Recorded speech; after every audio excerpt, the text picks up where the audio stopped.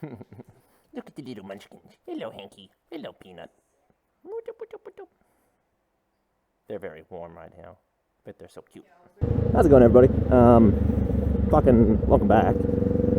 How good is it when it's nice and cool, but like warm at the same time, and you're going for a night ride? Oh, fucking delicious. That's what it is. But yeah, man, this is one of them good old-fashioned just motovloggies talking as I'm riding. Because why not? Just a little, how's everyone going? Make sure I have a video in the works whilst I'm waiting for bits and bobs to ship around. Hope everyone's doing alright during the pandemic, as we fucking have. This new strain's doing wonders of absolutely fucking nothing. You know, contagious, but not fucking up everything. That's a good start. We have some nice cases here, but shit, man, life goes on, doesn't it? The more you worry about things, well, the more scared you stay. And you can live in fear, or you can get on and boogie. And honestly, I like the latter option. But yeah, man, everything's fucking going on pretty well. Pretty saucy, pretty tasty. Yeah, a bit fucking sunburned at the moment because my big ass ride up to Whoop and back. But can't complain when the views and the experience was that fucking awesome. Yeah, but what I'd like to talk about is kind of exactly that one. Sort of thought of it on the fly, but how the Rebel kind of handles going on the freeway or highway, wherever the fuck you say, or what's the other one they call it? I don't really know. I don't really care, but you know what I mean. Freeway, highway, big signs where you go fast for a long time. All right. How does the Rebel handle the highway at speed, power, taking over people, you know, longevity? So that's what I'm talking about today. Now, can the Rebel do it? Absolutely. Does it hurt? A little bit. So the first downside to the Honda Rebel, and it's well known, is its seat's great for short time riding, but if you're riding for any time over an hour, well, you're going to start feeling it digging into your ass, and that's a fact. So the Honda Rebel, its seat's quite firm. It looks fucking gorgeous, but it's quite firm. So do with that information as you will. Firm seat, long period of time. What does that equal? Numb, tingly, body ass. So fuck yeah, man. If you're gonna get a numb and tingly ass, and that's what you're after, fucking the Honda Rebel stock seat is for you. But so if you're gonna be doing long distance touring regularly, I would absolutely recommend upgrading your seat to even the Corbin seat. So I'm not really a big fan of the Corbin seat. I think they're kind of ugly on the Rebel, at least. Like, I don't like the Gunfighter seat at all, and the other one's just too. I don't want the pillion seat attached. I wish they made like a two option.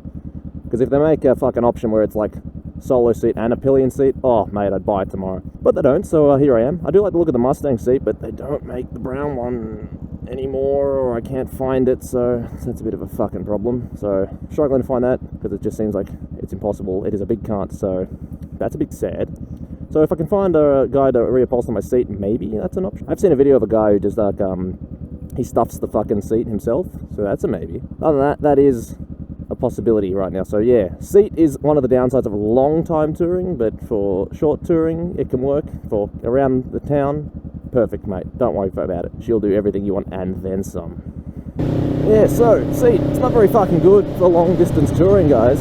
Get fucking well acquainted with that knowledge and do with it as you wish.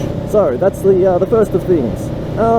The second one, which I didn't really think about until I did that trip, was that the handlebars fucking vibrate quite a bit on this bike. And I chucked her in 6th gear at 100 kilometers an hour, and that's fucking 60 miles an hour. It's already vibrating a little bit, so that's kind of why I bought the new handlebar grips, to see if that nullifies the vibrations a little bit. So hopefully that helps, and I think it will, but for the time being, I will deal with the vibrations. They should get here by the end of the month. But yeah, keep that in mind. Yeah, so the stock Honda Rebel grips, they do the job, man. Nothing fucking wrong with them at all. But the ones I've bought are just a bit thicker. I forget the name of them, but I'll tell you when I fucking get them, and I'll do a video on them. Yeah, so these are very thin. They are comfortable, but when you're doing that for ages at a time, fucking you're starting to notice that little feeling in your hands. So keep that in mind if you are riding this regularly. There is no storage on the Rebel either. Under the seat has literally fucking nothing on the 500. Now the 1000 fucking on the 1100, it's got what, 2-3 litres of storage under the seat, which isn't much, but you know, you can put bags on it. So if you are touring and you're willing to bring a lot of shit, bring a backpack, get some saddlebags, get a cargo rack, you know, all that good shit. So yeah, not a lot of storage on this bike, which is to be expected. It's a fucking tiny little thing. It's you know, Sportster size bike, metric tiny cruiser. So it's not really designed for that, obviously. Suspension's fucking definitely not. So just make sure you're aware of such things. So the seat is not very comfortable for long time riding, and the fucking grips. The grips are a bit of a letdown in long term. Like, they're fine for what I'm doing right now, but after a few hours, you know, they really start to make your hands tingle. But I'm pretty sure that's most bikes anyway, but just keep that in mind. Now, I did touch on the suspension. The Rebel 500 suspension's quite firm, so just be wary. You hit a bump at any speed, you're sort of going to feel it. And like, I've had situations where I've gone 100 k's and like I've hit a fucking bump in the side of the road and woo! I've flown up and over almost. I don't know what the fuck that guy was on about. So yeah, you can nearly be bucked off the bike. I know the same thing happens to the 1100, but just be wary about this one because the same rules apply. All right, you can adjust the preload and all that good, but yeah, firm suspension equals woo! You can have a fun time. So that's 3 things so far: seat, handlebar, grips, and the suspension. And I think really the last thing I kind of want to touch on is the power. Now, if you have a 300, which we don't get in Australia anyway, so it doesn't really fucking matter here, but if you do get one of those in the States, they don't really have a lot of kick. They can go up to speed, but they won't have a lot of overtaking power. And I've seen this because, well, I've seen YouTubers that fucking do have this bike. Life of Birch had one of them, and he fucking upgraded, and then he got a 500, and then he fucking was like, this is good. Then they released the 1100, and he fucking upgraded the 1100. What a fucking champion. He's really trying them all, doing the Lord's work. So I have seen all the fucking bikes because of that Chad. Good lad as well. I would recommend go watching him. He's got like 20k subscribers or 40k subscribers or something. He's grown a lot since I started watching him. Absolute champion. And if you like Rebel content, he's quite up there at the moment. But yes, keep that in mind. The fucking the Rebel suspension likes to buck you off. Power is what I was actually talking about. Yeah. So yeah, keep that in mind. The Rebel's power at the 500 is adequate. If you are going 100, you can get up to about 130 before the power starts to really, you know, fall off. Now the Rebel can go, well, it's stated up to 171. I've seen it go up to 178. Haven't really fucking seen it go any faster than that. So yeah, the Rebel's top end is not the fastest. You can hit 100 miles an hour, but it's going to be struggling when it gets there. Now, unlike the Rebel 1100, which it can kind of get up to 100 miles an hour and then sort of die because it sort of cuts off its power at that point, which is a bit stupid, but I understand why.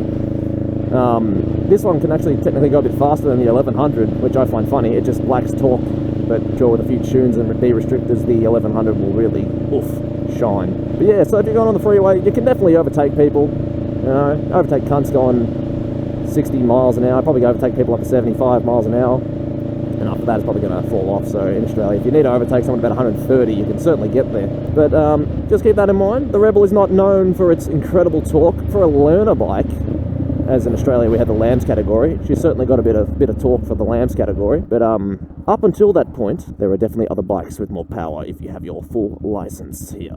But if you don't have your full license and you want a little bike with a bit of torque, she will do. My mate had, yeah, I say had because he did have, he wrote it off, the idiot. If you have a mate who says he has an XJ6, now that's an R6 engine. The Lamb's restricted version of that can't overtake this in a race, so keep that in mind and do that information as you will please. But yeah, man, I don't really know what else to tell you besides like that. The Rebel's good.